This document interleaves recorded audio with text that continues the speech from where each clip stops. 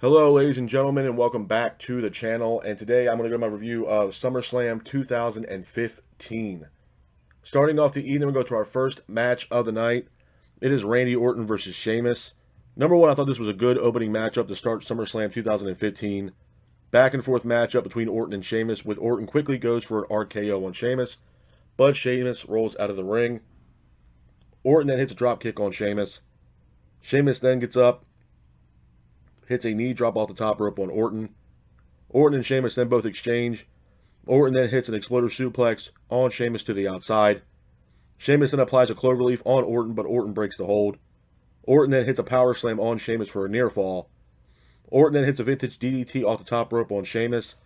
Orton then hits another RKO on Sheamus, but Sheamus rolls out of the ring again. And then Sheamus ultimately gets back into the ring, hits a brogue kick on Randy Orton, pins him for the 3, and your winner of the match is Sheamus.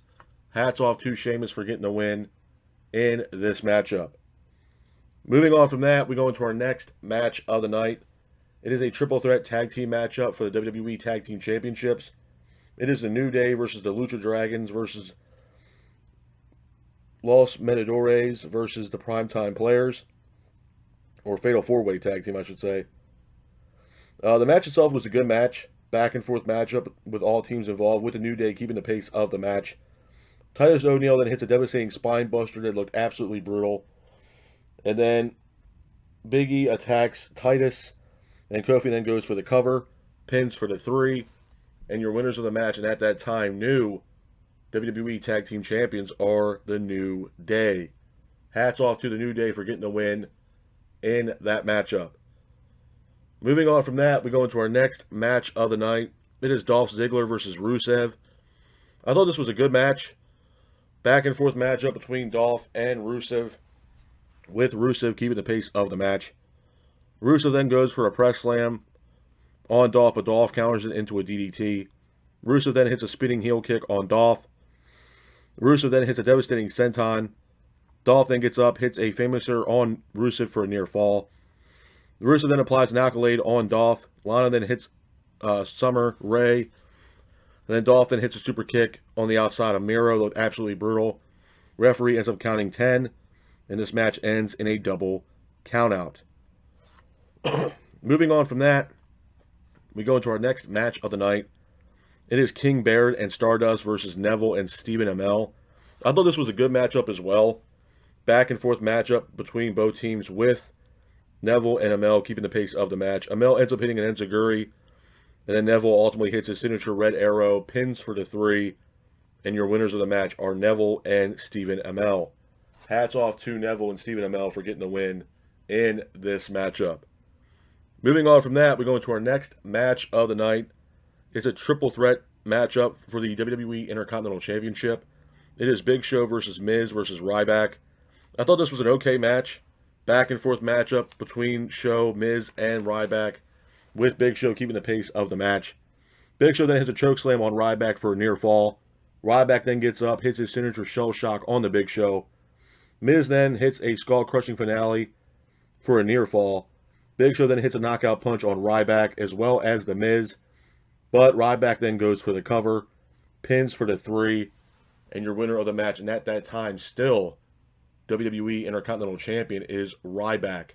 Hats off to Ryback for getting the win in that matchup. Moving on from that, we go into our next match of the night. It is a tag team matchup. It is Luke Harper and Bray Wyatt versus Dean Ambrose and Roman Reigns. I thought this was a really good matchup as well. Back and forth matchup between both teams, with Wyatt and Harper keeping the pace of the match. Wyatt ends up hitting a DDT on Dean off the apron. It looked absolutely brutal. Harper then hits a super kick. Harper then hits a power bomb for a near fall. Reigns then hits a Superman punch on Wyatt. Wyatt then goes for his sister Abigail on Dean Ambrose, but Ambrose counters it with a Dirty Deeds. But Reigns ultimately hits a spear on Bray Wyatt, pins for the 3, and your winners of the match are Dean Ambrose and Roman Reigns. Hats off to Dean Ambrose and Roman Reigns for getting the win in that matchup. Moving on from that, we go into our next match of the night. It is it's for the WWE Championship as well as the WWE United States Championship. It is Seth Rollins versus John Cena. I thought this was a great match. Back and forth matchup between Rollins and Cena, with Rollins keeping the pace of the match. Rollins ends up hitting a blockbuster on Cena. Rollins then hits a standing shooting star on Cena. Rollins and Cena both exchange in the middle of the ring, with Cena hitting a leg drop off the top rope on Rollins. Rollins then gets up, hits a frog splash off the top rope on Cena. Rollins then hits a Pele kick. Rollins then hits a AA for a near fall. Cena then applies an STF on Rollins, but Rollins breaks the hold. Cena then applies a figure four leg lock, but Rollins reverses the hold. Cena then breaks the hold as well. Rollins then hits a superplex into a Falcon Arrow on Cena for a near fall. Cena then hits an AA, but the referee is somehow knocked out. Jon Stewart makes his way down to the ring with a chair. Jon Stewart then looks like he was going to hit Rollins with the steel chair, but he ends up hitting John Cena. And then Rollins capitalizes on this, hits a pedigree on Cena, pins for the 3, and your winner of the match is Seth Rollins. Hats off to Seth Rollins for getting the win in that matchup. Moving on from that, we go into our next match of the night. It is Nikki Bella, Brie Bella, and Alicia Fox versus Naomi, Sasha Banks, Tamina versus Paige, Charlotte, and Becky Lynch. I thought this was a good matchup as well. Back and forth matchup between all teams, with Naomi, Sasha Banks, and Tamina keeping the pace of the match. Brie ends up hitting a facebuster on Tamina, pins for the 3. Sasha Banks, Tamina, and Naomi are now eliminated from this matchup. Paige ends up hitting a fallaway slam on Nikki, and then Becky ends up hitting the finish, ultimately pins for the 3, and your winners of the match are Paige, Charlotte, and Becky Lynch. Hats off to Paige, Charlotte, and Becky Lynch for getting the win in this matchup. Moving on from that, we go into our next match of the night. It is Kevin Owens versus Cesaro. I thought this was another great match. Back and forth matchup between Owens and Cesaro, with Owens and Cesaro both exchanging in the middle of the ring.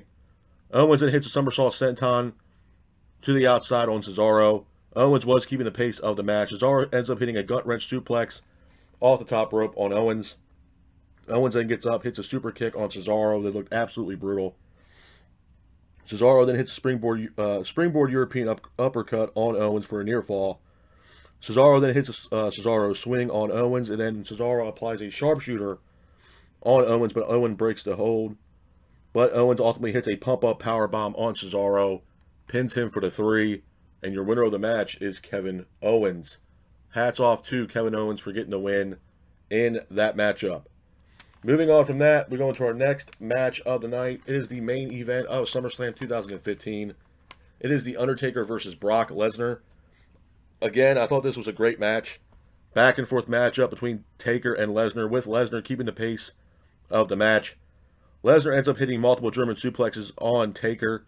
Lesnar then hits an F5 on Taker onto the announce table. It looked absolutely brutal. Taker then gets up, hits a chokeslam on Lesnar. Taker then hits a tombstone on Lesnar for a near fall. Taker and Lesnar then both exchange in the middle of the ring, with Taker hitting a last ride on Lesnar. Lesnar then gets up, hits another F5 on Taker for a near fall. Lesnar then goes for another F5 near fall as well. Undertaker then applies a Hell's Gates on Brock Lesnar, and Lesnar ends up passing out, and your winner of the match is The Undertaker. Couple of things I want to say about SummerSlam 2015, man, before I get out of here. Number one, this was a solid SummerSlam. I mean, my thing with SummerSlam years later, compared to what it was in the beginning. I mean, obviously in the beginning, SummerSlam was awesome. The way they were booking SummerSlams back in the day with Bret Hart, Lex Luger, so on and so forth.